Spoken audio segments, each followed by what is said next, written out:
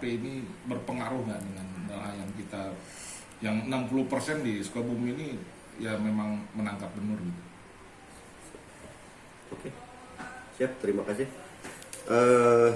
Pada dasarnya kami sebagai nelayan yang bagaimanapun pada saat ini Pak Edi Prabowo itu mau tidak mau, suka tidak suka, dia sebagai induk atau bapak daripada nelayan. Kami sangat turut ikut prihatin atas kejadian tersebut. Halnya dia terbukti atau tidak itu urusannya masalah hukumnya.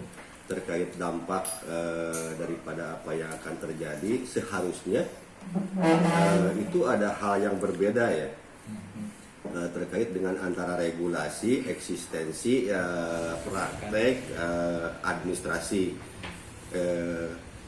Pak Edi ditangkap diduga melakukan korupsi terkait perizinan perusahaan ekspor benih lobster. Nah, seharusnya yang dipermasalahkan perizinan, untuk teknis di lapangan itu sebetulnya harusnya tidak ada permasalahan, karena yang menjadi kasusnya itu kan kasus suap misalkan seperti itu. Nah, kalau memang regulasinya dianggap abu-abu, itu kan bisa sambil berjalan. Nah, kecuali para pelakunya ini lebih dari satu atau lebih yang disangkakan, para pelaku yang terlibat di dalam itu. Akhirnya mereka semua mungkin ikut tertahan di dalam kegiatan ekspor lobster ini, sehingga nelayan ketika ngambil mungkin tidak ada buyer. Nah, bisa seperti itu. Seharusnya sih tidak berpengaruh kalau memang yang lainnya tidak ikut melakukan kasus yang diduga tersebut. Nah, pada dasarnya kami sangat prihatin. Tetapi sebagai masyarakat yang memang perlu transparansi terkait hukum, ya kami juga sangat mengapresiasi kinerja daripada KPK. Kami berharap ya bukan di Kementerian Kelautan saja dia bisa menegakkan transparansi hukumnya. Nah, mungkin dengan seperti itu untuk kucuran program aliran dana yang disalurkan oleh pemerintah dan diprogramkan oleh pemerintah bisa tepat guna dan tepat sasaran dirasakan oleh masyarakat selain daripada nelayan.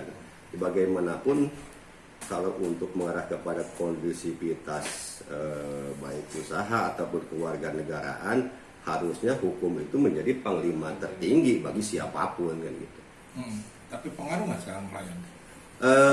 Kemarin kita masih berharap tidak berpengaruh, tetapi tadi kita mendapatkan surat edaran untuk penghentian kegiatan ekspor BBL, benih lobster ini. Nah, mungkin besok lusa tidak ada yang mengoperasionalkan kapalnya untuk mengambil benih lobster, kecuali ada jalur kiri. Karena perlu saya ngomong, ketika kemarin sudah legal pun terindikasi masih ada yang melaksanakan ilegalisasi. Oke, kalau untuk penghasilan benur sendiri bagi nelayan itu berapa sih? Kalau perbandingannya sebetulnya ya mohon maaf dulu pada saat Ibu Susi pernah mewacanakan bahwa nilai jual lobster dan nilai jual benur itu lebih tinggi nilai jual lobster, tapi tergantung dengan bagaimana dan berapa kuantitinya. Iya benar, lobster dari mutiara bisa mencapai 4 juta per kilo gitu ya. Tapi dengan kuantiti berapa? Kalau yang saya tahu ini kegiatan perbenuran ini dari zaman ilegal ya, kebetulan saya tidak ikut bermain.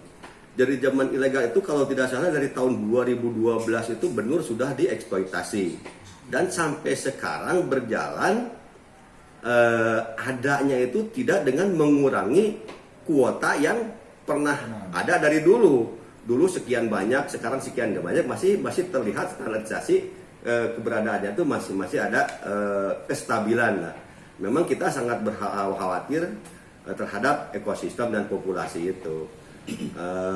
Mungkin perlu adanya kemasan produk aturan sehingga mengiring kepada bagaimana laut lestari, nelayan sejahtera, dan Indonesia maju, dengan catatan itu tadi konspirasi, koneksi birokrasinya juga harus dijalankan. Jangan yang punya kekuasaan bisa bermain maksimal, yang biasa-biasa menjadi terhambat.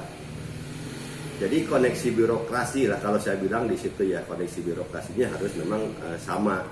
Jadi beberapa persaingan usaha itu pelayanannya pun tetap sama itu. Lobster ini diadakan di Indonesia, untuk cara dan bagaimananya mungkin mereka lebih paham lah. Yaitu tadi lah, Glasil ada, orangnya Korea kok bisa hadir. Pengekspor lobster terbesar di dunia, padahal notabene-nya itu untuk jumlah ekspor yang ke Vietnam itu 60% partisipasi, sumbang, saran, opsi mengarah kepada terorganisirnya aturan-aturan yang akan diberlakukan gitu. Harus dengan sesuai kenyataan di bawah.